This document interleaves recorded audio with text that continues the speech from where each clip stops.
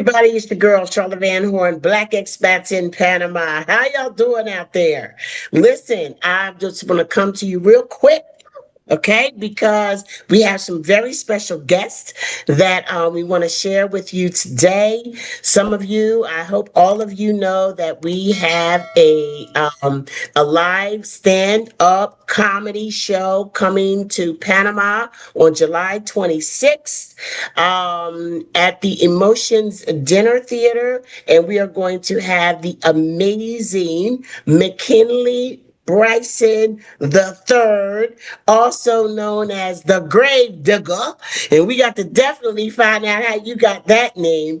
And so I wanted to introduce you to him, give you a chance to learn a little bit about his backstory. This brother will be making history because we cannot find where any other African American stand-up comedian in particular has performed in Panama City. And I didn't see any U.S. Comedians at all. You know, with our research, we just didn't find them. So this is like amazing, and I feel like we're really blessed to be able to have him come. Shout out to Andre Riles over at Emotions Dinner Theater for introducing us, and we're just super excited. So I wanted to introduce you to him and his lovely wife Joy, and so we're just gonna go ahead and get into it. Hey y'all, what's up? Hey, how you doing? Excelente, excelente. Go ahead and introduce yourselves and tell us a little bit about you. Okay, I am McKinley E. Bryson the third, better known as comedian Gravedigger. Let's see, I started comedy about 41 years ago. Started in the Air Force with Sinbad in 1980. And we started doing it together, and then we split apart, and he went his way, I went mine, but we still remain friends. And I built all this up myself. I never had a manager. I never had anybody produce me. Been on stage since I was 5 years old. So, and I just had the gift to do it. Now I've been talking since I was 5. Where did you grow up? Oh, I grew up between a little town called Humboldt, Tennessee. That's about big as your office. And back and forth from Humboldt to Champaign to Kankakee to Chicago, Illinois, back and forth. That's how I grew up till I was 18, and then I joined the Air Force. Well, thank you for your service. My husband was in the Air Force as well. So looking forward to you guys meeting. Yeah, absolutely. Okay, Miss Joy, what about you? What you working with? Oh, hi, I'm Joy Bryson. I'm a gospel promoter. My ministry is a Touch of Joy Outreach Ministries. I'm originally from Newark, New Jersey. I relocated here in Durham, North Carolina in 2007. I had my first event here in Durham, North Carolina in 2009. And so it's a ministry where we just bring gospel promoters together. We have a gospel fashion dinner show. It's like dinner, and while you eat dinner, you watch the fashion show. Then there's a gospel concert by different groups, quartet groups. So that was introduced down here, but I started it in Newark, New Jersey in April of 2007. And so we've been going ever since. We'll be celebrating our 20th year next year. So how did you get started doing that? We were asked to do a fundraiser. The church that I belong to in New Jersey was asked to do a fundraiser to help get a chairlift that was to be installed in the church for the seniors. So we had to come up with something, and this is the vision that God gave me. And so with the help of my cousin, Rita Williams Bogart, I was able to pull it all together, and we've been going there ever since. Okay, so I'm gonna hop around a little bit. Okay, so you out in New Jersey, and McKinley, were you still in the Chicago area, or had you already moved to North Carolina? How did y'all paths cross? Oh, I retired here, and in when they were 93, and since both my parents had passed away, I decided to stay here. It's because I love to fish, and I'm within 30 minutes of 5 different lakes. Okay. And how we met was she'd seen me several times because we was around each other for like 16 years before we really met. And like she came, I was doing a show I was traveling with Patti LaBelle, and we came here and did a show called at a place called DPAC. And she came to the show. So at halftime, well, in between me coming off stage and Patti coming on, every lady in there came out to take a picture with me, except her. She didn't want to do it. So we didn't know each other though. So a few years on later, about 4 years later, yeah, she wanted to do her first gospel comedy show. And somebody I knew, and she knew, introduced her to me. Mm-hmm. And I did her first gospel comedy show, what, 4 years ago? In 23. 23. Yeah. And she didn't have enough money to pay me, so she had to marry me. He tell everybody that. He tells everybody that. Wait a minute. Now, I'm going to tell you, when me and my husband tell the story about how we met, it ain't never the same story. Now, Joy, would you agree with the story he just told, or what would your take on it be? I would say, in reference to the Patti LaBelle show, he was correct. We were treated to the Patti LaBelle show. We were told that Comedian Gravedigger was opening up. I'm still from New Jersey, still learning, and I'm like, Comedian Gravedigger. And so at halftime, people went out to take pictures. I'm like, I ain't going out there to take no picture. I mean, all them women around here, I'll take a picture of him, like that. So we just stayed inside. And then through some networking events, I met someone that suggested that I do gospel comedy. I'm like, I've never done gospel comedy. And so they said, I have someone for you that'll bring a show to you. And then that's how I was introduced to him. And I met him and Dante. And we had our first gospel comedy show October of 22. What was the year of the Patti show? Patti LaBelle was, Patti LaBelle was 21. 21, yeah. Yeah. 21. You know something, y'all? If you think about it, it's just so hard for me, because when I think of 2000, I do not think of 25 years. Right. Can you believe that the year 2000 was 25 years ago? Yeah. It's hard to believe. It really is. Okay, so that's how y'all met. So then when y'all were reintroduced, that's when you really got to know each other. Well, because I did her show, and this is what got me. At the end of the show, I said, she came over to pay me, and I said, hey, your husband must really be proud of you. And she looked at me and she said, I'm not married. And right off the bat, I looked at my partner. He was like, you going after that? I said, yep. So I didn't talk to her for 6 months.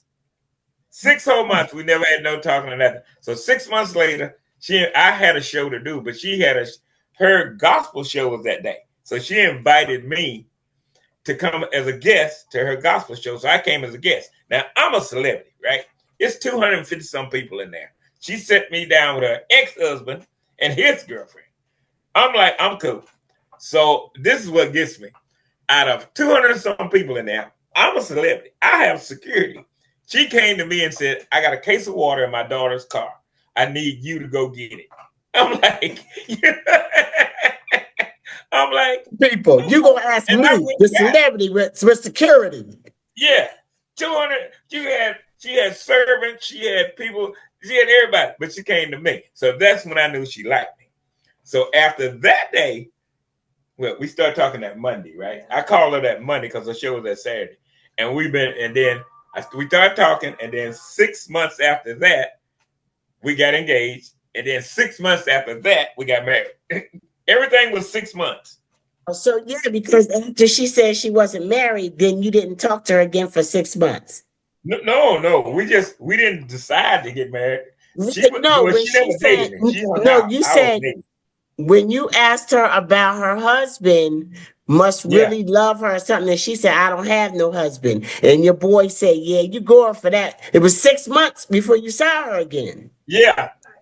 Wow. That's awesome. I was like, I said to him, I said, God must be directing us. He must be up in heaven laughing. I can't imagine a gospel promoter with a comedian.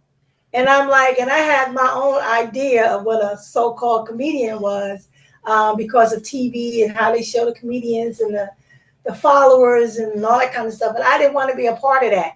Right. And so I really didn't get real involved. And I told him, I said, I don't do that. I'm not doing that. He said, that's She not thought she me. was gonna be a groupie. I didn't want to be a groupie. I didn't want to be, look like a groupie either. But I did invite him as my guest because he had done so much for me to help me have my first gospel comedy show, and it was a success. I was scared to death, but he kept me calm, and I was like, "What would he say? Thank you to invite him to see what I do. Now that I know what he does, I want him to come and see what I do." And it just took off from there. People loved him. He did get up there and do a little excerpt, but yeah, it was good. I want to know, okay, Miss Joy, you're going to have to explain to me why Okay. you asked him to go get the water. Well, you know what? I was telling him, I wasn't looking at him like, oh, he's a celebrity. I can't ask him. When you get that high and I can't talk to you, I don't want to be bothered with you. I'm not going to, you're not that high. I mean, I looked at him as a friend. We were friends then, so why couldn't I come to him as a friend and ask him to go back to water to get this water? I wasn't thinking I'm asking comedian Gravedigger to come. I was asking McKinley to go get the water. So there's two different characters right there. Because normally I would have said, "Do you know who I am?" I wasn't asking Gravedigger. I was asking McKinley or Mac. I was asking him. And I've been getting the water ever since. Yes, she was making sure that you knew, baby. Okay, there ain't no celebrity here. Go and get that water from me. And did you go get it? Yeah. Hey, and she said, "Take my ex-husband and my daughter with you." I'm like, okay. So, what do your family structures look like? How many kids y'all got? 6. 6. I got 2 and she's got 4. Wow. So the year y'all actually got married was what? 2020, October 21st, 23. Congratulations. I love it. I absolutely love it. So finding love, at that later time in life, what has that been like? It started out not pretty. It started out, rocky a little bit because we was trying to feel each other out because there's a difference between being married and dating. And after about 2 months, we filled each other out, and then it's been like matter of fact, we're in a contest right now. We just found out about 20 minutes ago.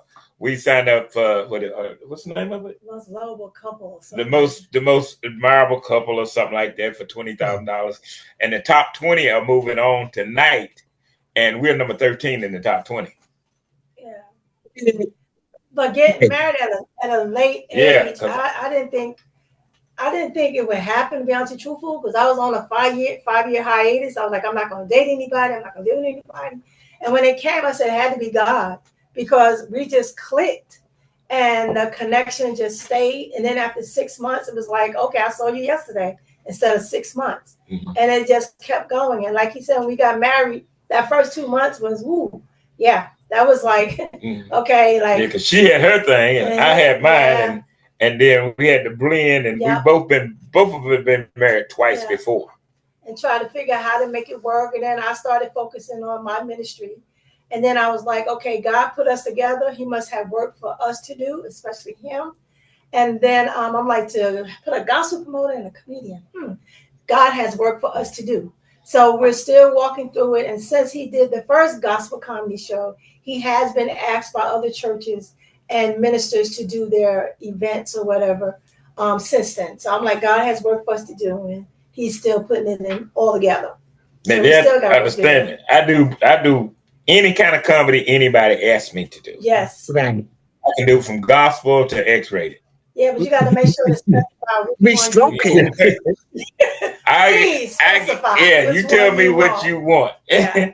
But basically, I do a pretty PG show or R show sometime, according to what the crowd is. I always feel my crowd out first. That's the thing. That's the thing. That's a professional right there. And I was a stand-up comedian for a minute. I've never a celebrity or anything like that, but I did get to professional status. And knowing the room beforehand, like I would have to get there early. Be in the back. My nerves would just be so bad. But I get there early just so I could see who was coming in. So Right. I could see who was coming in, so I could see the energy, as opposed to showing up when it's time to go on. You know what I'm saying? And there have been times when I redid my entire show after seeing the group. Yeah. You Oh, know I what I'm do saying? that Just had to because pivot. yeah, I always get my little secret. I teach comics. I got comics. I sent you an interview from me and a guy the other night. And I show comics. I know if you. I'm not saying I'm all that, but I'm saying I know if you're funny or not. Because a lot of people's like, well, I was at the family reunion. My family say I'm funny. Well, when you got people paying to see you, that's a whole different ball game. It is. And what I do, I'll go to a town like we got shows, and I normally get there early, check in, give me some food, put it in the room. That's what we do. And I'll go to the barber shop. You can go Okay. to any town and find out anything about it at the barber shop. Once you go to the barber I shop, saw a go back. video of you at the barbershop recently. At a Yeah, barbershop. yeah. You go to the barber shop, then you come back, and once you get out on stage and you talk about their town and some of the people in there, the crowd gets closer to you because they feel you know them. They don't look at you as a celebrity; they look at you as one of them. And then they're more relaxed, they're comfortable. You know, you're gonna say, "Well, we know." Like I always find out where the hookers are because everybody in every town know where the hookers are.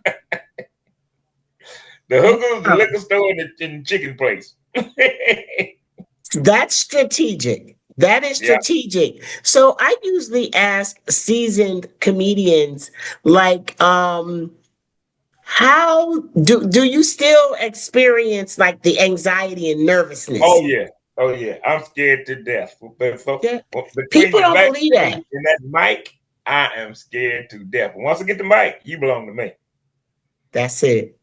I used to always ask. So even up to this time, that's it. Until you Yeah. actually step on that stage. Mm-hmm. Um, I got to ask Whoopi Goldberg that, and and she said, you know, this here is what I do. She said when she steps out on that stage, in her mind, she just talking to friends.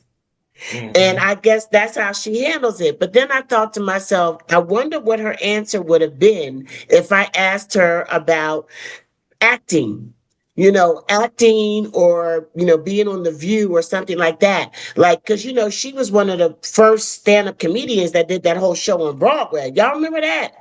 Yeah. Y'all remember Whoopi show?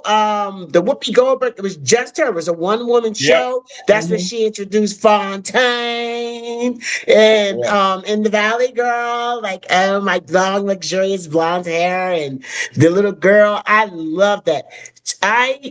She has always been my favorite female stand-up comedian because of her ability to tell stories. But she was so comfortable with that. Then I had another Judy Carter. Judy Carter is a white Jewish woman. I took one of her classes and she said that for 17 years, she was scared to death, to go on stage. And that's just it. She had just been petrified for 17 Uh-huh. years. I said, I don't know if I'm that committed. You know what I mean? To just go through that forever and ever and over and over. And this was like years ago. But then she said something that really rang true. And it's just what you just said. She said, at the end of the day, when I get on that stage, the professional shows up. So Yeah. all the time when you're in your life and, I would get really nervous about a week before. A week before the show, that's when I start, oh my God, this is the wrong material. It's not going to go right. Nobody's going to laugh. But once you step on that stage, the professional kicks in. And that's what she Right. said. Yeah, Jason Brown, and he's one of my favorites. I've been with Jay for like 19 years. And Jay, every now and then, Jay will send me something and he'll say, I hate going on behind you because you take over an audience. Mm. And to prove the one night, we was doing the James Brown Auditorium down in Augusta, America. What part of Augusta, Georgia? And it was set up to me. I hosted, and I had George Wallace Jr. and Sherry Shepherd. So we were supposed to stop. let the DJ play a little bit, and then Jay was just going, and I was done. Jay was just going to walk out behind the curtain, and bam. So I had the crowd. We had almost $3,000, and I had the crowd so wired up. I was sitting down at one of my tables, and Jay called on the phone. Jay said, "Hey, get back up here." I'm like, "Why?" He said, "Nah, this is your audience. Get back up here, get them back set, then introduce me." Like, wow.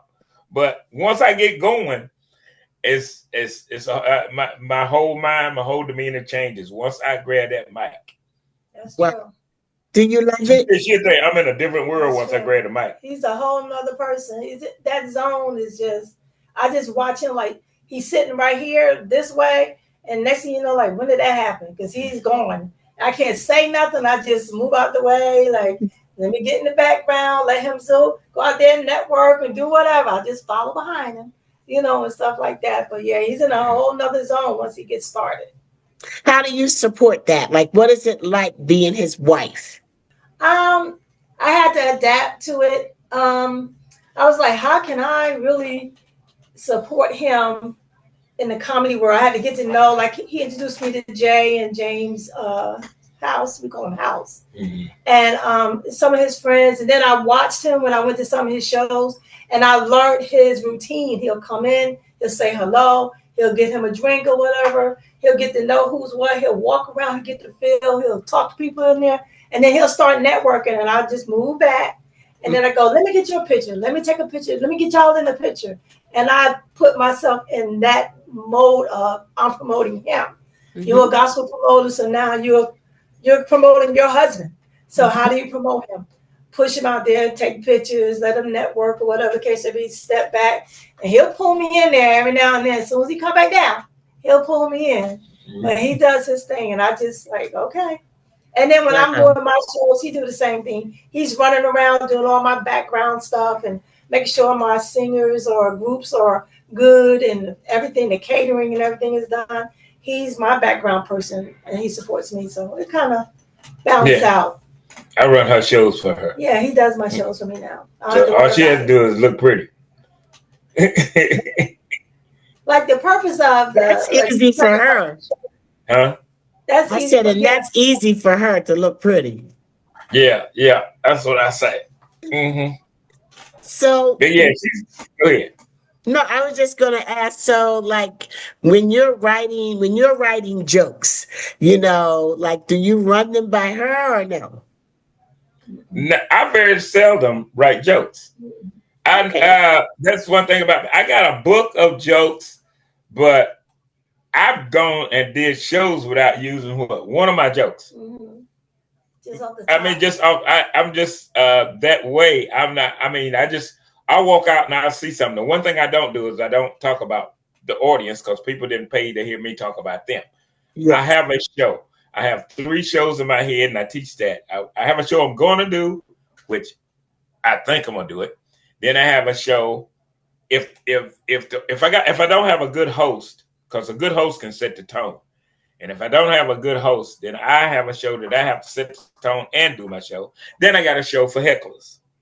So you got to walk out with 3 shows in your head. But I don't have a set. Like, I don't know what I'm going to say when I walk on your stage. I don't know. But I know I'm going to have fun. And I know which way I want the audience to go because I can get them to go in the way I do. What I want, and it's getting people to like you, and just to I don't know. I'm scared to death, but I don't know.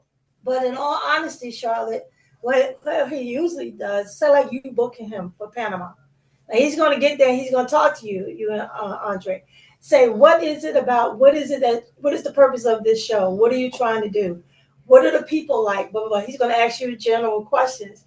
And based on what you tell him, he'll form that kind of scenario in his head for when he go on stage. Yeah, so it's like you set the tone of the type of show you want to have. I don't want no cursing. I do want. Make it minimal to none. Mm-hmm. Like, don't no belligerent, no real belligerent. Keep it this, that. We got this kind of people in here. We got that. Right. So yeah, mm-hmm. you give him the details of the restrictions. And then if you don't have no restrictions, you don't know what kind of show you'll get. So you got to tell him the type of show you want, what the limits are. Like you don't want foul language, too much foul language. You don't want this, that, and the other.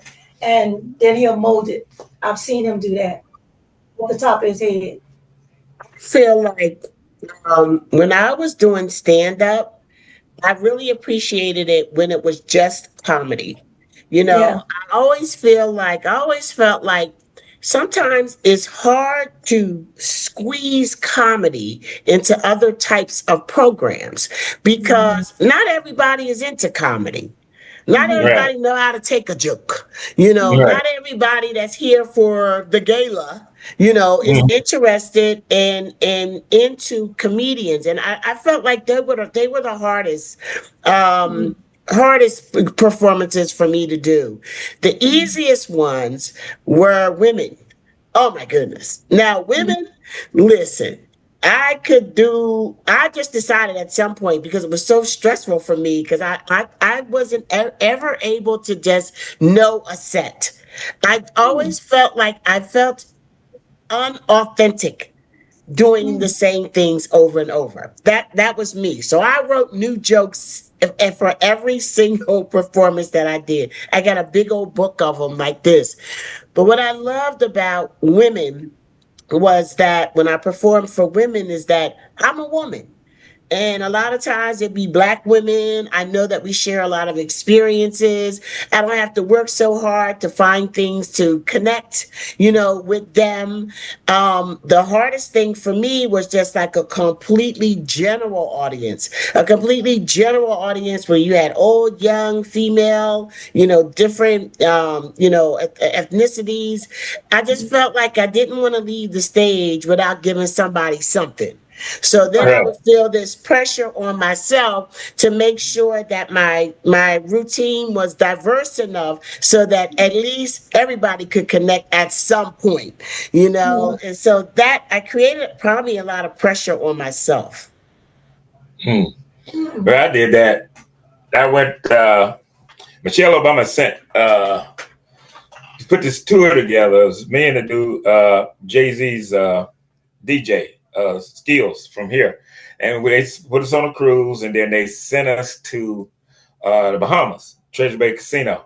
So I did the show on the ship, then I did the show at Treasure Bay Casino, where it was 25 different nationalities in Treasure Bay Casino in the Bahamas. I got them all to laugh, and I didn't have a host or anything, but Skills did my backup for me as far as setting up the music and everything. So when I get back, they called me, but they sent me a thing from Treasure Bay Casino, Bahamas, the newspaper there. I'd made the front page, and they had a big write up on me how I came over there, got 25 different nationalities to laugh without using any profanity at all. And I did an Wow. hour and 15-minute show. Wow. Now that's Sinbad. Now, Yeah. Sinbad was a very clean mouth comic. Oh yeah. But that's Yes. how we started. Him and I were in a club in 1980. We was in Wichita, Kansas, and Sinbad was in the Air Force. He was a boom operator, and I flew support sometimes. So we went in a club, and back in the day, those days, you had, I don't know, your husband can tell you, you had soul night, you had country and western night, different things, because we wasn't blended then. So we came in the club, and it was soul night. It was on Thursday night. And we sat around this round table.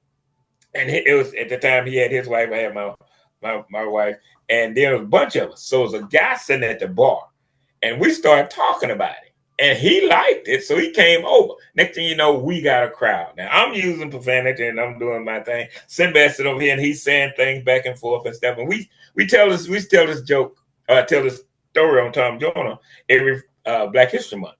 So the guy comes over, the club manager, he comes over, he's like, man, y'all got a crowd going, people buying drinks and they having fun and laughing. Can y'all come back next week? We was like, dude, we're in the military. We just here. You know what I'm saying? We can't promise you be back next week. And that's how it started, because neither one of us started out to be a comic. Oh, you're kidding. No, we didn't. We were just messing with a guy. And then next thing you know, That's Air how Force you got started. Air Force has a thing called Tops in Blue. Yes. So you have to audition to make it. Well, we both did, and I made the traveling team. Sinbad didn't. Sinbad told me, well, I'm going to California, so he went to California, and he went ahead and made it. And he called me and said, "You want to come on out to California with me?" I said, "No, I'm gonna stay in, and I want to do 20 years, so I'll always have a check." That was my thing, and I ended up making the Air Force talent team.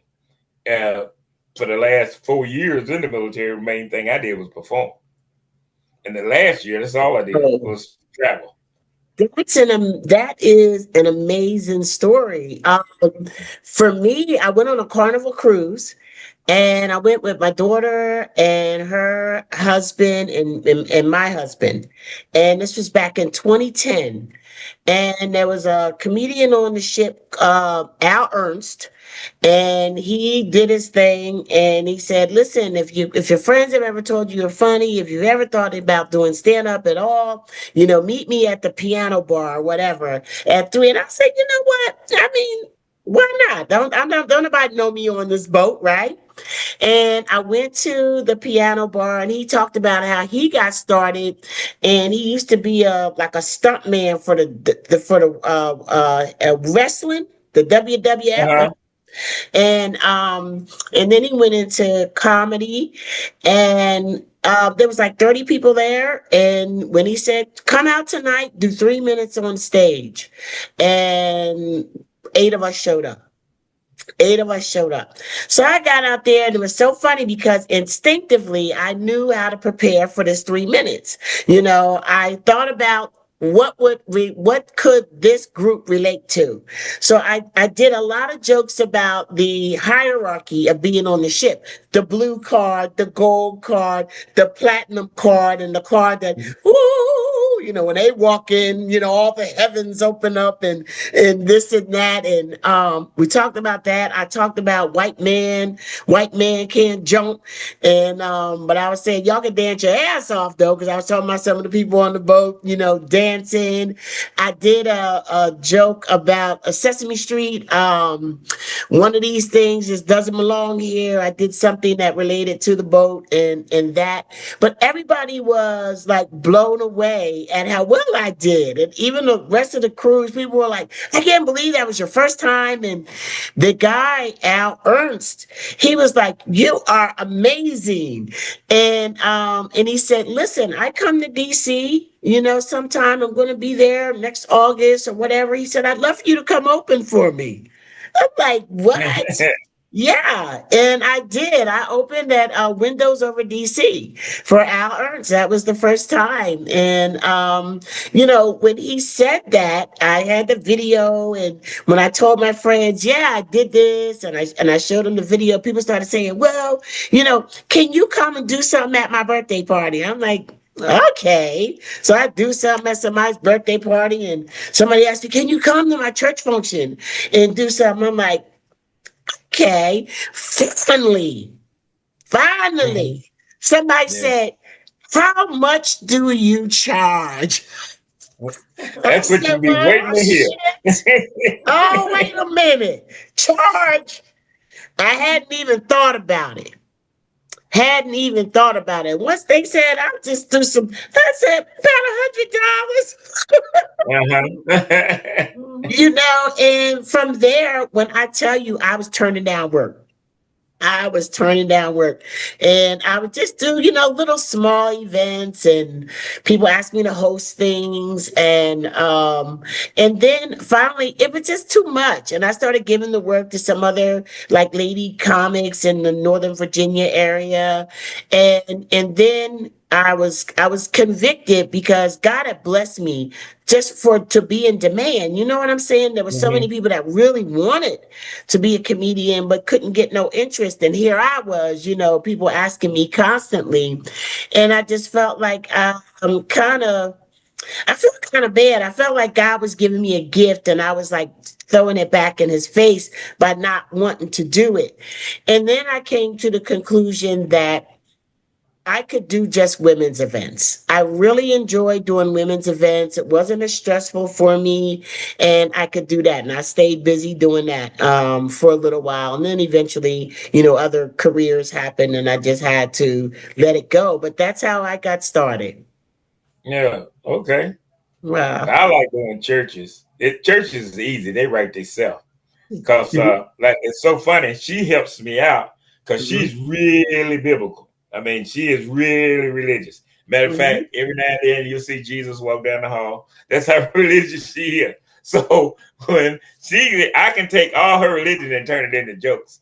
And I Mhm. have a ball doing churches because I read the Bible different, like Book of Jobs and stuff like that. I have a set gospel thing, but I'll move it around a little bit. But I'll talk to the pastors and stuff like that. But yeah, I like churches. Nah, I just walk in a church and just do that. But Yes. any group. Now this is something I can tell you. I went about 4 years ago. That's where I met you. And I know you heard of the home of the Ku Klux Klan here is in Smithfield, North Carolina. Well, Okay. about 4 I years didn't ago. know that, but doesn't Yeah, surprise yeah. me. But they hired me to come and do a show. So to me, money green. I don't care. So I walk in. The only other black thing within 10 miles of the place is the tires on the car. I'm the only one there, right? The place is packed. This white lady walks over to me and she said, "We've been waiting on you." Then she walks back over and sit down. I'm sitting at the front table. Guy walks out. He says, "Ladies and gentlemen, comedian Gravedigger." No fanfare, no band, no DJ, nothing. I walked on that stage. I walked off that stage an hour and 15 minutes later, and I had all of them laughing. They took me to two different parties. They bought every T-shirt I had. They bought me liquor. We had a ball. And they put me, I was in a suite when I got there. I mean, huge, nice. They fed me. Well, I took her back, 2 years later. But they feed you good. They put you in a nice suite. And I was getting ready to leave town, and they called me that Sunday morning. I hadn't been gone an hour. They says, "Can you come back next week?" I like, no. No. But I did go back. I took her. She'll tell you. They loved me there. That is I had black Republicans in Prince William County, Virginia, where I lived, asked me to do a show for them, and I told them no. I couldn't because I couldn't separate. And especially then it was like, a lot was going on and the political climate was very, very tense. Mhm. And I couldn't do it. I said, I don't want your money. I When didn't I want went and did that show, I didn't say nothing about black people. hmm I talked about them, and they loved it. Wow. I did, That and takes talent. I've been back twice. Haven't? Yeah, I've been back That twice. takes talent. So how Yeah. did you get the name Gravedigger? Okay, I don't know how old you are, but I know you I'm said you was over 61. 50. You how old? I'm 61. Okay, well then you know. You ever seen the movie Cotton Comes to Harlem? Ooh, I think so, but I can't remember it in particular. Okay, it's an old movie back in the early 70s. And Was Gregory Hines in that one? yeah, I Okay. thought was Gregory Hines in there? I think he was. I'm not sure. I have to look at it. Anyway, it's two detectives in there. One name's Coffin Eddie, and the other one name is Gravedigger Jones. Okay. Cotton Comes to Harlem. And we ran a club. It was five of us ran a club in Montana. That's when it was in 1977. And we was having a meeting one day over one of the guy's girlfriend's house. And she was in there watching the movie. We was in the other room having a meeting. There was five of us. And she saw the movie. And me and this guy named William Miller, used to run together tight. And she came in the room. She said, "Hey, I'm going to start calling you Coffin Eddie, and I'm going to call you Gravedigger." And I didn't have a nickname at the time. So he already had a nickname. His nickname was he had what was Miller's nickname? I think it was Thunder. So And she gave you that name. she gave me that name. So I kept it. And then I built me a monster truck. And then later on, I had the first Gravedigger. I don't know, you know about the monster trucks. Oh, Gravedigger. the big trucks with the big Yeah. tires? Mm-hmm. I had the first one. And then I Really? met Dennis when he came out as Gravedigger. Him and I talked. And matter of fact, I took her and she met the whole family. And we sat at the family, one of the monster truck pools here, last year? Yeah. But and now we talked about it, and I said, we're gonna ever have a problem with me calling myself Gravedigger. Anyway, I had the first name. He's like, no. So I've been to his house 3 times, and we always go to his monster truck pools. And Gravedigger was I just kept the name. People think it's got something to do with cemeteries and all stuff like that. But the funny part about it is, whenever I go home, it's back to Humboldt. They shut the town down for a week every year. This was our 90th year, and the funeral home, the biggest funeral home at home, sponsors me when I come home. And that's the funny part. So that is fun. Tell me about some of the celebrities that you've worked with. I know you've opened for a lot of different people, and just tell us some of the people that you've worked with. Oh, let's see. I worked with Smokey Robinson. That was cool. It just so happened to be when I was traveling with Smokey. Smokey doesn't allow people to take pictures or video him. He doesn't like that. So I had a camera crew following me for a year. This girl was doing a thesis, and her dad was the one that played the curly hair guy on Barney Miller. Oh. And she wanted to follow me for a year. So when I was traveling with Smokey, everywhere I go, she could go. So Smokey needed somebody to take pictures, so he hired her on the spot. But when I traveled with Smokey, I've traveled with Patti LaBelle. I went out to LA. I won Talent Search 2000, and I went to performed at the MGM Grand. I won a jet from MGM Grand. That was in 2000. Then I went back out there to Vegas, and I met Marshall Warfield, and I was just there. So a friend of mine called the manager and said, "Hey, Gravedigger's in town." So they called me over, and Marshall said, "Okay, you open for me tonight." So I opened for her at her club in Vegas. I went with George Wallace, and I opened for him. And when I'm with George, and I traveled with J. Anthony Brown. I've opened for, I was in Korea with Pat Benatar, Portrait, Climax, DeBarge. Who else? I mean, everybody. I just became an honorary member of Cameo and Lakeside.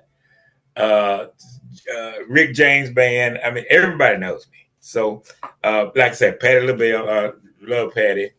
I've traveled around with Roz Ryan. You know Roz Ryan. She's a good friend of mine. She's the one that played on Amen. And as a matter of fact, she was saying the thing. Okay. Jackie Wife, Harry. the wife, the one that was in the Friday movies too. No, Roz.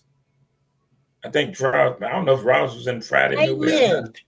The tall one that was in love with no, not her. No, Roz is the one of the bright skinned lady that plays with the the deacon all the time in the church with the curly hair. She was was she the one that used to play with oh God, Pony? There was a couple women that used to sing with a white singer, and I thought she was part of that. I don't know. I might have them mixed up. Okay, I'm sorry. I'm not good at names sometimes. Yeah, and let's see. I've been invited. I went out to see Chicago by Usher. He brought me out to see Chicago. Oh, wow. Yeah, and let's see. Cat Williams. All I do is look on the wall. Cat Williams, and I get invited to Big Daddy Kane. He lives about 30 minutes from me. I go to his house. I use his song a lot. Yeah, I've been around a lot of people. Wow, that is what's up. And I think it's interesting that you said that you've never had a manager all these years. All these years. At James' house, I introduced him to Jay. About 16 years ago. So he took over as Jay with Jay, and then he handles both of us. But I don't have a straight, you got to call this person before you talk to me. I run my own business. Then I run into Yo Dre years back, and then Dre and I started. Dre started just booking me doing different things. He got us on a radio station, and then he could cook back then, so I used to go over his house all the time. He the first one that ever got me to eat a turkey burger. Dre was, and it was so good. I ate two, and I wanted to stay over to his house. Yeah, I'll never forget it. He the first one. I never had a turkey burger until Dre made one. So, and then he told me when he first got over there, he said, I'm going to get you over here. When he was getting ready to move, he said, I'm going to Panama. He said, don't worry about a thing. I'm going to get you over there. And I see how he worked it. It took some years. He had to get established first. In Panama we have a really, really, really, really big network here. And so I've been waiting for somebody to come with the comedian, part, and even told people, listen, if you really want to do something that I think would be a hit here with the community, R&B bands. We need R&B bands. We need Baptist or non-denominational English-speaking pastors would do very well here, and comedians, to bring comedians here. And so I'm glad to actually, work with him to, introduce you to the people out here in Panama. So let me ask you this, Joy. What do you think was one of Graves' favorite shows for you? Oh God. Are you surprised sometimes at what he talks about? No two shows are ever the same. Right. I love that.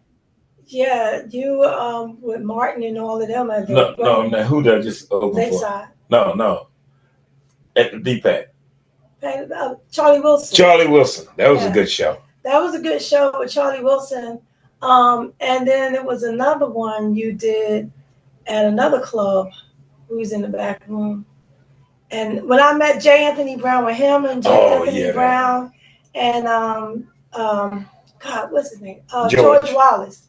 And we were all out together. That was being out there with them. That was a good one. And then the ones in the community itself, being introduced and watching him work the Durham area, which I was trying to work on. She was like the best show that you That's a show. It may not be a big one. No, the best show. No, I asked her what was her favorite show. So she really J. Anthony Brown and and Charlie Wilson. Yeah. Okay.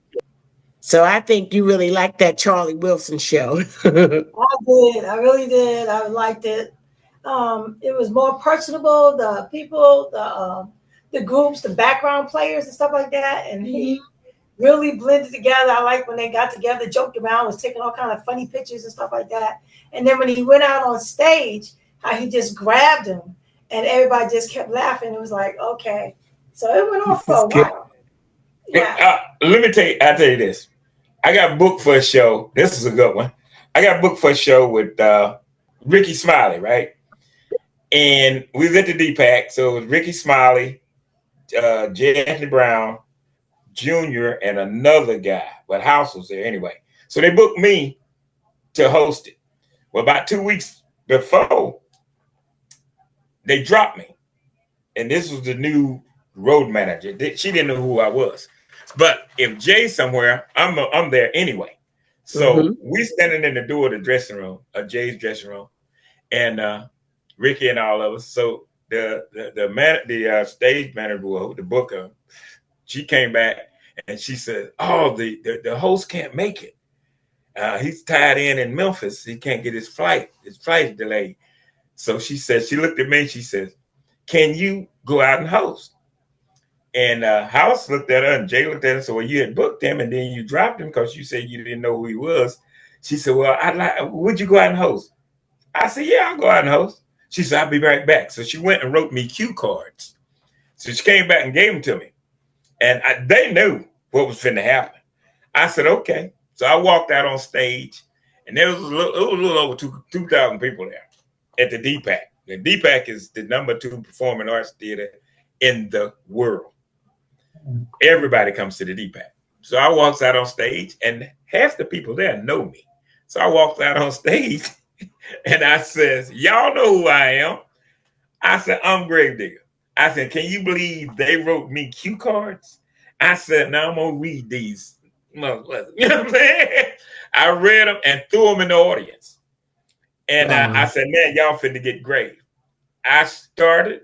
I said I had 7 minutes. Ricky walked out on stage and grabbed me and hugged me after I introduced Jay. We get backstage. The show is over. She runs back there. She's like, whoa, you are funny. Can you go with us? I mean, I didn't know you could be that funny. And Jay them told her, so we told you, but you said you didn't know who he was. So she says, okay, we're going to the Mahalia Jackson Theater tomorrow in Louisiana. Can you come with us? I beat them down there. That I just, I don't brag. I just let me just leave me alone. Just let me go out there and do it. So just sounds like you handle your business. Yeah, it sounds like you handle your business because I'd have been like, I probably would have wanted to make a sweat for a minute. Like, okay, you cut me. Now look at you. I would have felt like I would have had to resist the temptation to be petty. Yeah, but I just, when I'm with the group, when I'm with the boys, and it's just a whole world. Because I've walked in clubs, I paid to get in to see comics, and one night I paid to see. I was the last comic to perform with Rudy Ray Moore, the very last one. But I went. Yeah, I helped him on. I open. Then I helped him on stage, and what I liked about him, he'd been doing comedy for 60 years. And when he walked on stage, it was like his first day. When he did the ABCs and Signified Monkey, he didn't drop a word. He did it just like he did it the first time. Wow. And then about a month or so after that, he passed away. But I paid to get in places, and the hosts would come over and the comics come over. They like, okay, Grave, come backstage. Here's the lineup. I'm like, dude, I paid to get in to see y'all. No, you can't be out here. You got to come on stage. Just like when we went with Jay now. I went to see Jay and George Wallace and Sybil. Not Sybil. Mara J. When I walked in, they said, okay, here's the lineup. Grave, you going up first. First, see that's a professional where you can just, on cue. Yeah, I never really got to that place either because I always would have to prepare myself for the comedian. You know what I'm saying? To be that comedian. So, Joy, what is the favorite show that you've ever done? And have you worked with any big name artists in your gospel events planning? No, I can't say that I've done like a Shirley Caesar or anything like that. But there are some well-known groups within the Durham Triangle area that I have worked with. But hopefully, from their lips to God's ears, it'll come through. Yeah, I'm always open to growing better. Yeah. Yes, absolutely.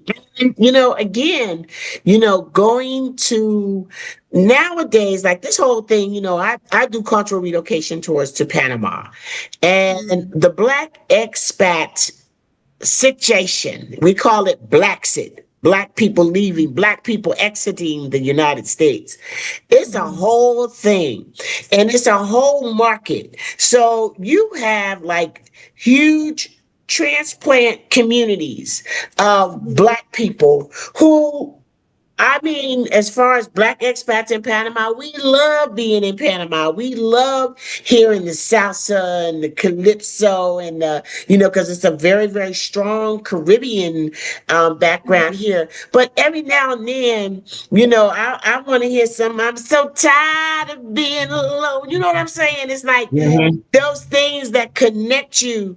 I want to be in a place where somebody can say, "Get my children out of here," and everybody laugh because we all know, what's happening. So, at the longer that we're here and we're embracing a new culture, there are certain things that we miss about home. And I think that one of the things that would be a great opportunity for you or even someone else is also the gospel piece, to bring in, because that doesn't exist here. Church as we know it Mhm. in the United States does not exist here in Panama. That's what I was saying to him. That's one of the things I miss. I was raised Pentecostal. Hmm. So when I came down here, it's like a whole adjustment because it's either Baptist or non-denominational. Hmm. And then no matter where you go, the services may be different. It may be where you're beating the tambourine and clapping and shouting. Then you got somebody just singing hymns and stuff. They're not clapping and shouting. And I told him I'm used to music that make me move. I want to beat my tambourine. I want to shout and this and the other. And that is the hardest thing I'm finding adapting since coming down south. Um, and then, like I told him, people don't want to be preached to, but they will receive the word of God through musical ministry. And that's what A Touch of Joy is all about. And so I am finding it a little hard. Like it's a church we're visiting now. I love the church, but I would tell them I can't beat my tambourine. I can't shout in that church because they don't do it. And, You feel and then I was stifled. like, they don't do it. And some people, if you do it, they look at you like, ooh, she's crazy, or ooh, what's wrong with her? Mhm. So I love their spirit. I love what they do. They're very supportive. I would support them. But I was telling him my background, like I yearn for it. And so they have these singing events that they have. And I usually get satisfaction that way by going to the singing events, and I get to beat my tambourine. And if I get happy, I get happy. And I try to bring those type of events to my annual events.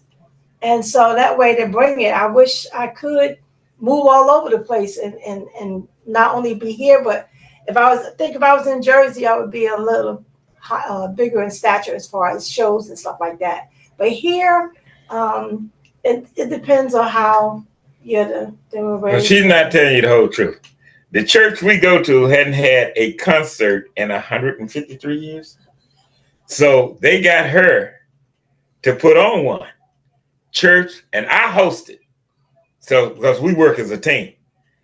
After she did that, church was packed. I mean, packed. I did the hosting. She did that. We brought up the groups, and we brought up these four ladies. We love them.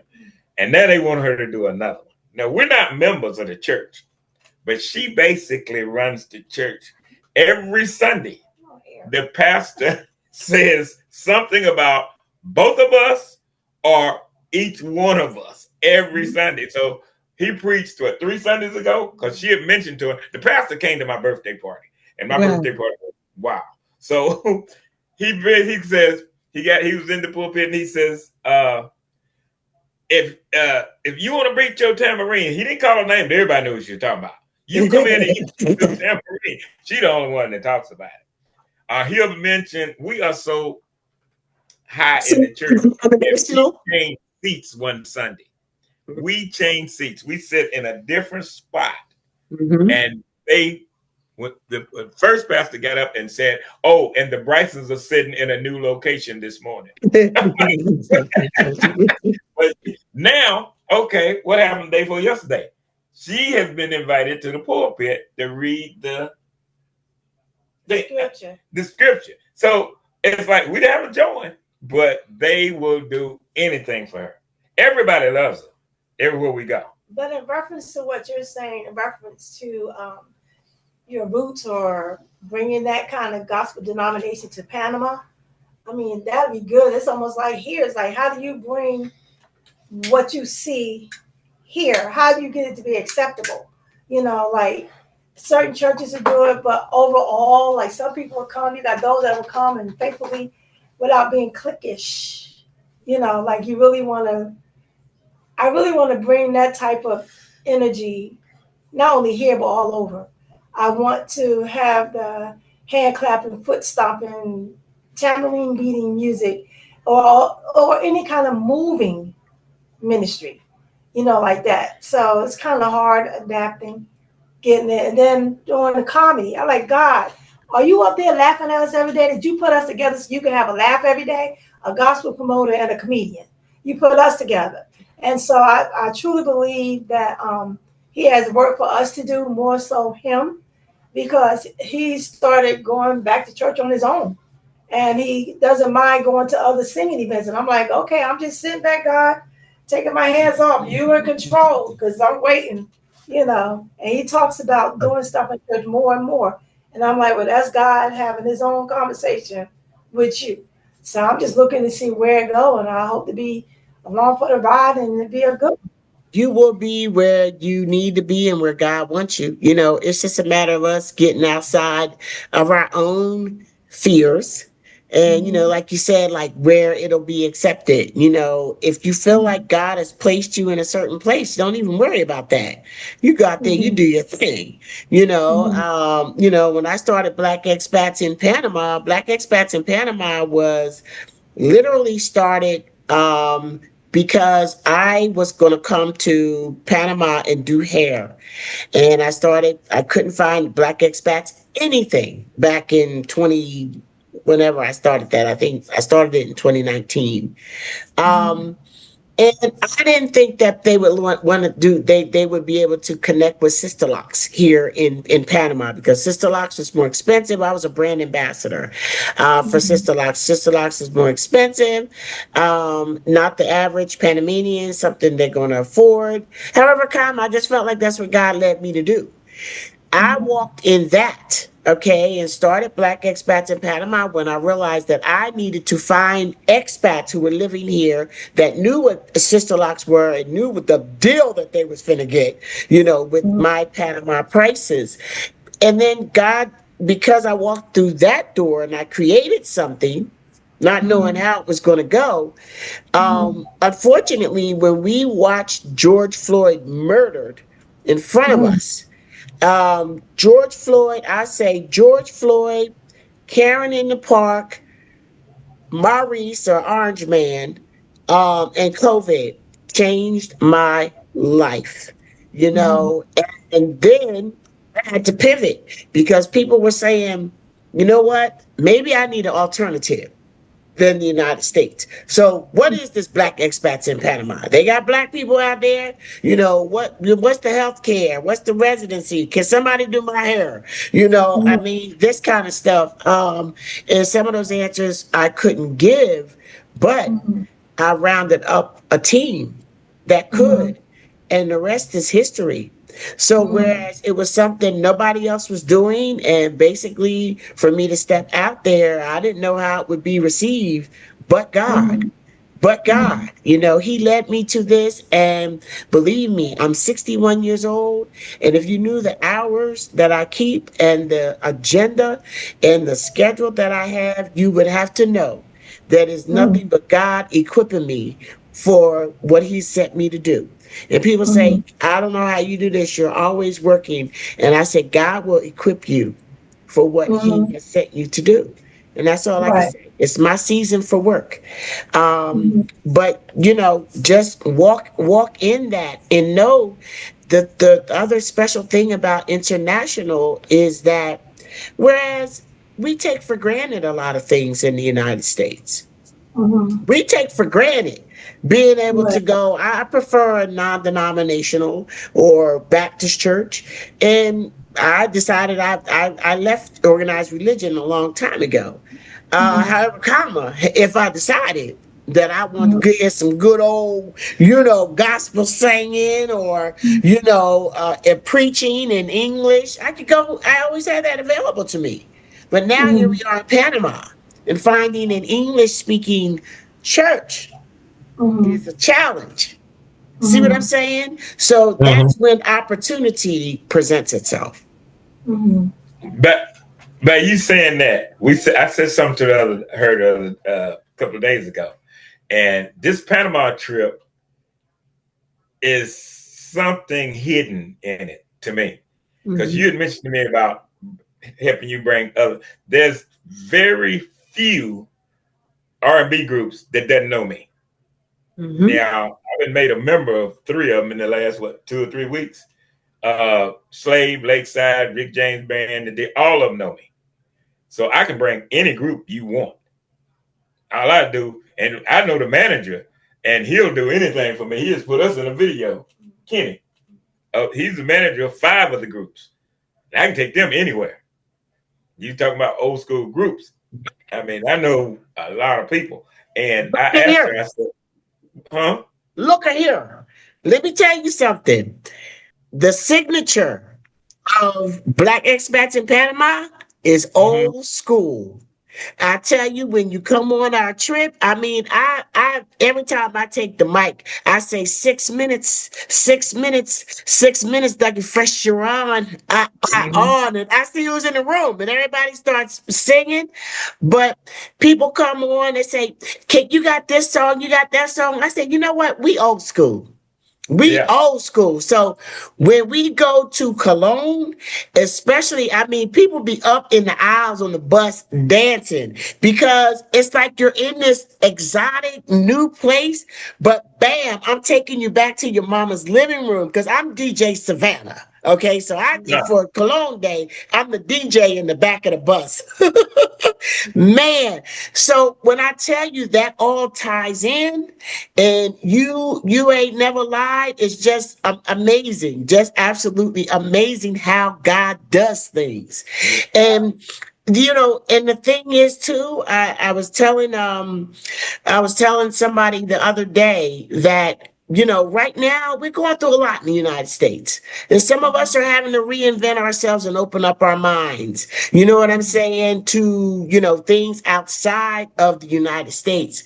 And all the time when stuff is happening, God is still in control and he is still working. And during these times when you got more and more people leaving them, my tours are sold out, all of them. They sold out. They are sold out. People trying to get on August, September, December is almost sold out. We've already sold tours for 2026.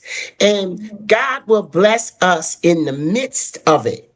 And he is so amazing how he will use people and circumstances and opportunities to do that. And we just have to be mindful of it. And just like you said, you can see something, and I can too.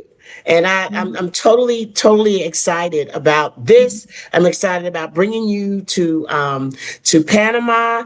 And I just want to ask you a couple more questions.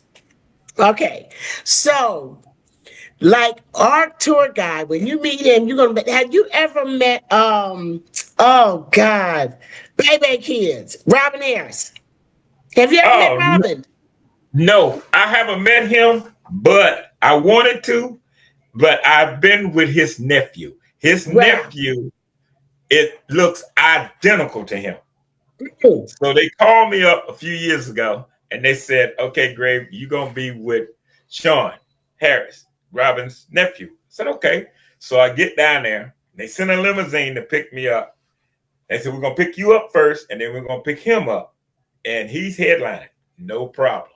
So he gets in the limo, and we back there talking and stuff. And I knew it was gonna be a bad night when he looked at me and said, "Which one of us is headlining?" I'm like, "Uh-oh, you are Robin Harris's nephew, and y'all look identical." Well, people knew me. We was in Charlotte. People knew me. So I went up first, did my thing, come back, and I sit over here.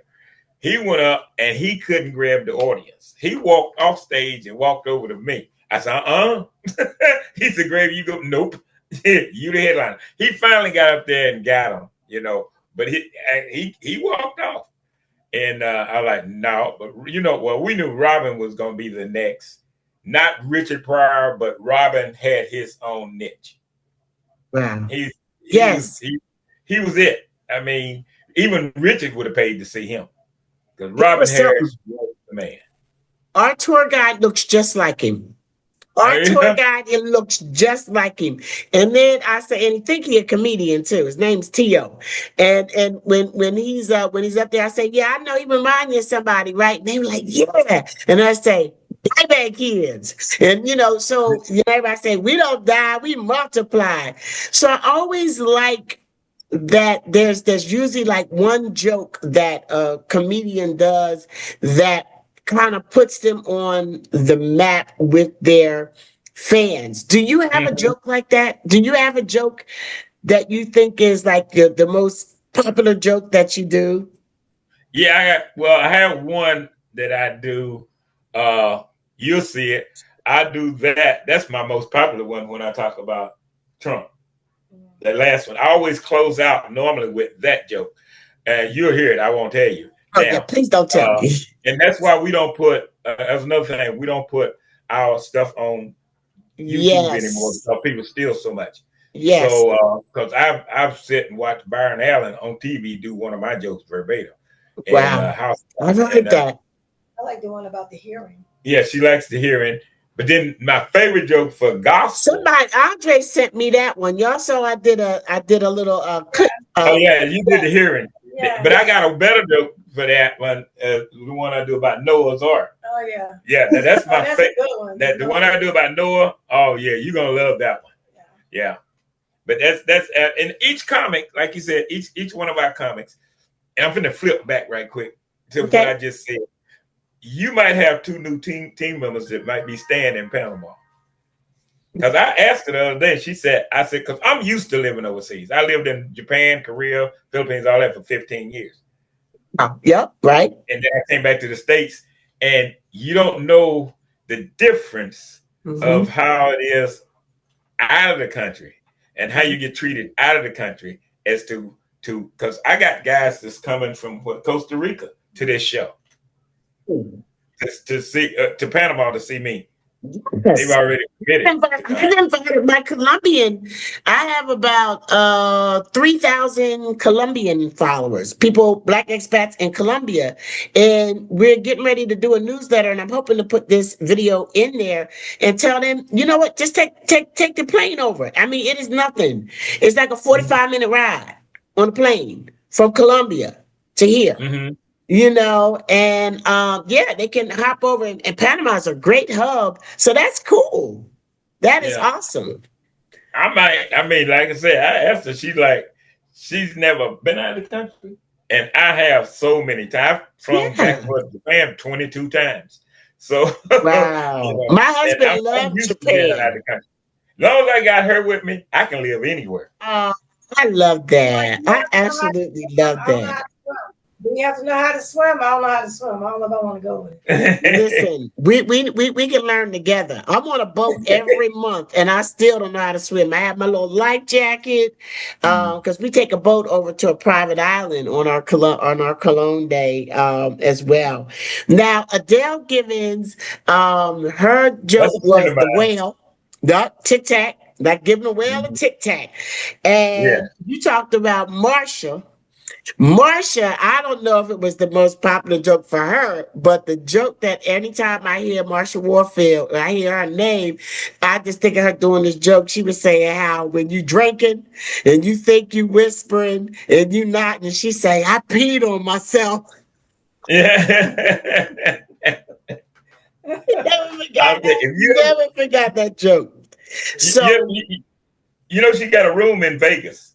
Really? Yeah, and that's how I met her because I just happened to be staying in the same hotel, and her room is on the second floor. And where was I staying? The one that's got the roller coaster on the top and all that. I forget it, but I went to a meeting over when they was building the football stadium, and the guy saw me come down the hall. He saw me in this meeting. He's like, "Wait a minute, you Gravedigger?" I said, "Yeah."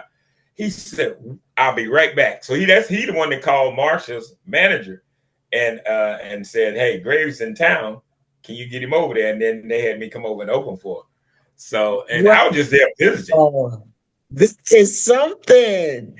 So like I said, this Panama thing, because I've been to Panama before when Howard Air Force Base was open. Yeah, so and I stayed there 4 days. Where Howard Air Force Base was is called Panama Panama Pacifico, and we take our relocation tours out there, and they have made it into like they got this 40-year plan, and it's right near Veracruz Beach, and they have this 40-year plan, and it's all like new houses, town center, everything. Black expats like to buy over there, or guests like to buy over there. It's about 15 minutes from Panama City, but the train is coming through there. They built new highways. I can't wait for you to see Panama City. When was the last time you was here? I was there this had to be well over because I've been retired 30 years. So wait till listen, Grave, you ain't gonna want to leave. You ain't gonna want to leave. And Joy, this was my first international trip too.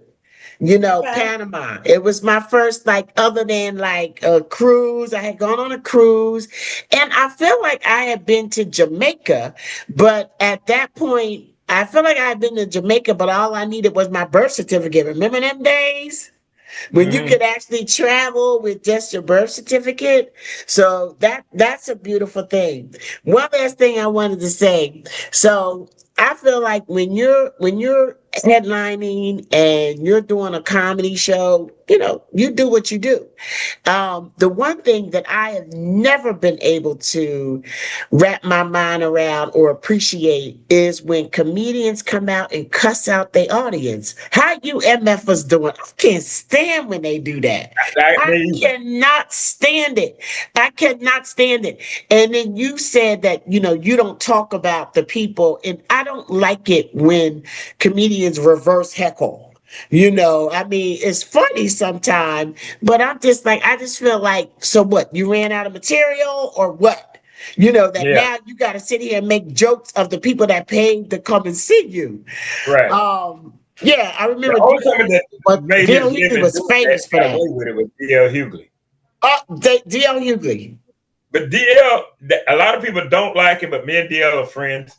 But that's how D.L. started. And see, he got people used to that. So they want to sit in the front row so DL can say something about them. He spent his last few minutes. Yeah. Yeah. That's what he did. And he got famous for doing that. And it was like when Carrot Top or whatever dude used to bust the watermelons on stage, everybody want to sit down front. Well, I'm not there to do that. I'm there to entertain. And another thing I don't like, we went to a competition night before last. And I don't like people that everybody wants to do. I can say this, nasty jokes. You know what I'm talking about? Sex jokes. That don't do nothing for me. And I don't. Jay doesn't like that either. We don't. I ain't coming out telling you how I screwed this one and stuff like that. That's not fun. Right. And it's embarrassing to me to seasoned women. Mm-hmm. I ain't saying old women, I'm just saying seasoned women. Mm-hmm. I do some medical stuff, and it's funny, and she likes it. I have a whole medical bag, including speculum. And I have a routine that I do. I did a show years ago, and I came out in my hospital attire, and I said I needed some volunteers for me to give a pass. And 2 women walked up. I was like, "No, I'm just joking."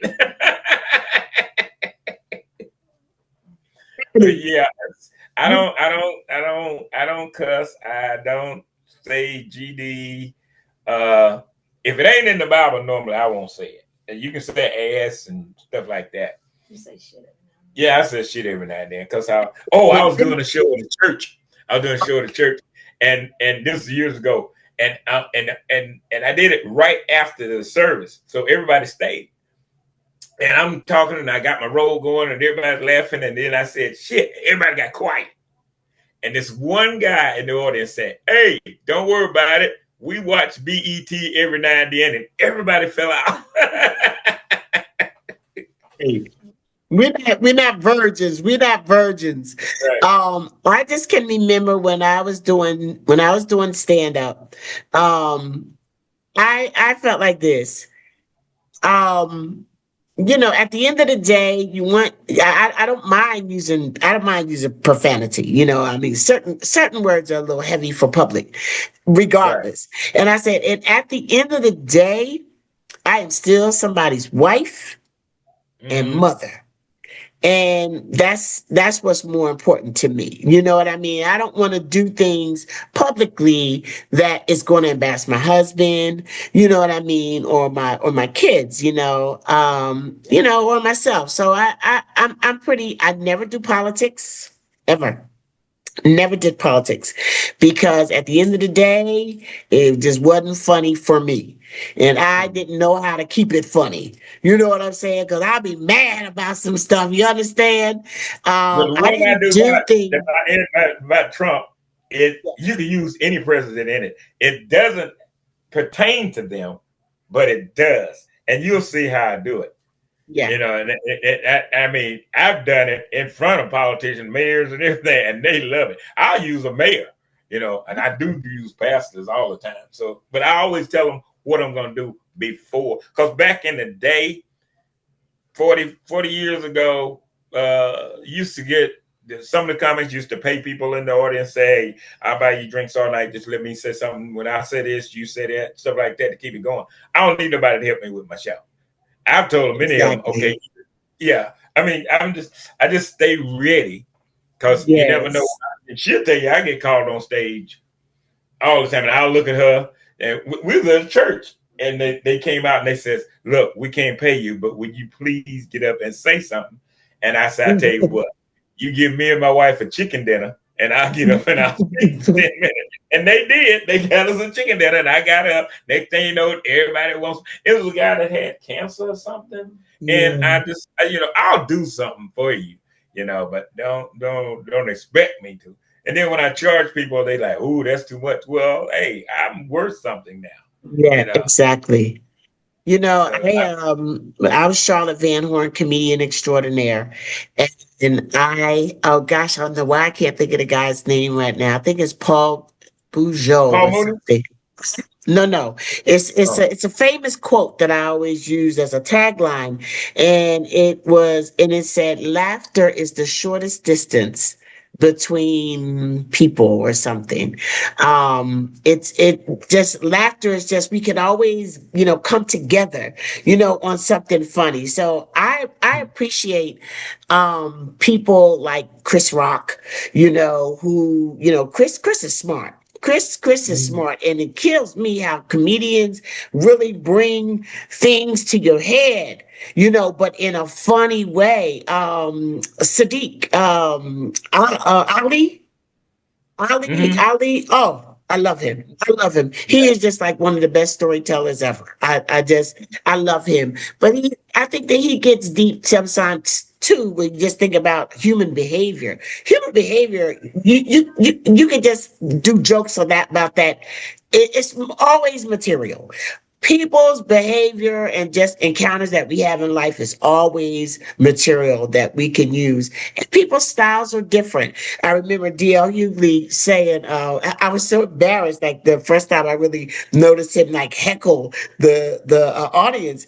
But he Mm-hmm. told this guy, he said, "Damn, man." He talked about the guy's teeth. He said, "You Oh go to yeah. a woman and give her a hysterectomy." Mm-hmm. He said, she said, "You gave me a hysterectomy." Oh my God, that thing was so funny. But listen, we got to get ready to go. What an amazing I got to say one more thing. conversation. Yes, One more thing. I'm the yes. only comedian I'm the only comedian in the world that does grief relief. Wow. I started that September 15th, 1989, when my dad died during Hurricane Hugo. Okay. And I went home, and my dad was the oldest of 11, and I'm the oldest son. So the family was there. Everybody knew my dad. I mean, we had a big family. So a friend of mine had a club there. He said, "Tell you what, so your dad's funeral is Monday." He said, "I'm shutting my club down Sunday. You can have it, bring the whole family there. So I went there, even though it's my father, I put on a show to get the family calmed down for my father's funeral. So after that, I started calling grief relief, and people have invited me to go and get their family calmed down the night before a funeral. And her and I went to Richmond, Virginia, and I did the show at the foot of the coffin during the funeral, and she got up and sang just to get the family calmed down during the funeral. So I do grief relief. So Joy, you can sing a little bit. Oh yeah, I can sing. Mm-hmm. She surprised me one night at the club. Yeah, she got up and sang for me at the club, and I didn't know it because I've been with this band for like 20 years, and you have to put your name on a list. Well, we were sitting at the table. Next thing I know, she disappeared, and when I turned, she was walking out on stage, and she got with the band, and she sang a song. You did that twice, didn't you? Yeah. Listen, I can't wait to see y'all in Panama. So, in closing out, I just want you to give a message to our show. Is almost sold out. It is a one and done, everybody. So you don't want to miss it. But just what message do you have for your fans and new fans? Because a lot of people do know who you are here. They've seen you and they know who you are. But what message would you like to leave with them as we close out this conversation? Oh, the message I need to leave me and the wife. We're gonna be coming over there. Don't touch my wife. I get real jealous. And just to let you know, she drinks Hennessy and Coke. I drink Crown Royal regular. All right, the regular Crown Royal. Plan on having a good time. Yeah. Don't take anything serious. This is comedy. We're going to enjoy ourselves, and somebody find us a 3-bedroom apartment, and we'll move in. All right. Moving on that one, baby. Let me tell you, I know some people could get that worked out for you. So listen, I'm looking forward to meeting you guys in Perfect. Thank you for taking time out of your busy schedule to holler at your girl, and I bid you both an amazing day. Same here. See ya. See ya soon. All right. Thank you. Boy, that was fun. So if you wasn't excited before, I bet you're excited now. So I just wanted you guys to know the level of professionalism and stardom that we have coming to Panama in Gravedigger. He is going to give a tremendous, outstanding show, and I'm so excited to see him perform live for the first time and to share that experience with you. Run on over to blackexpatsinpanama.net and get those tickets, baby. This has been a very busy week for ticket sales, so you definitely want to go ahead and lock in before the show is sold out. It is a one-time deal. It is a one show only, so don't wait till the last minute when everything is sold out, and then because that's it. We doing this one show. Hopefully they'll come back, but this is the one show, July 26th at Emotions Dinner Theater. Listen, I'm gonna save all my usual announcements because I know this when our conversation went on a little bit long. But follow us everywhere, Black Expats in Panama. Make sure that you're connected with our Colombian movement now, where we're doing cultural relocation tours in Medellin as well. Just a whole lot of stuff. Going to Brazil next April, Ghana, October and November. Just a whole lot of stuff. So stay tuned. Great things to come. In the meantime, I love you. I love you. I love you. And there's just absolutely nothing you can do about it. So I will see you at Emotions Dinner Theater on July 26th so that you can meet Mr. Gravedigger himself. All right, guys. Bye-bye.